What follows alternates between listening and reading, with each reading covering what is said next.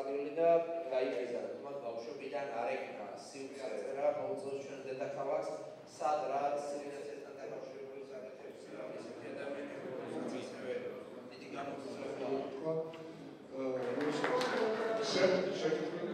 თავდავანი კაცებთან ინტელექტუალური შრომის მოყარე პატრიოტიზმი მრავალჯერ დაამტკიცა.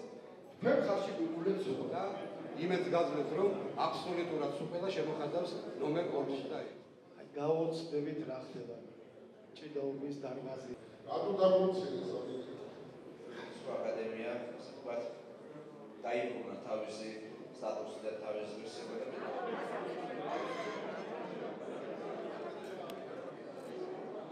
ჩვენ ვთხოვეთ მას იმის შესახებ, რომ ის უსამართლოდ გასხვისებული შენობა ნაგებობები, სტადიონები, ობიექტები, რომელიც მიითვისა და მანეთად გაიყიდა და აუბრუნდეს საზოგადოებას თავისი ქონება. საქართველოს სპორტში განსაკუთრებული წარმატებები ჰქონდა და მისასალმებელია ის, რომ მე მომეცა შესაძლებლობა ამ სფეროს გიგანტებთან, ამ სფეროს ძალიან წარმატებულ ადამიანებთან მესაუბრა სპორტის სფეროს საჭიროებებზე, გამეცნო მათთვის ჩემი წინასაარჩევნო პროგრამა და მისასალმებელია ის, რომ ჩვენ ერთობლივი თანამშრომლობით შევძლებთ დედაქალაქში სპორტული ინფრასტრუქტურის მეტად მოწესრიგებას.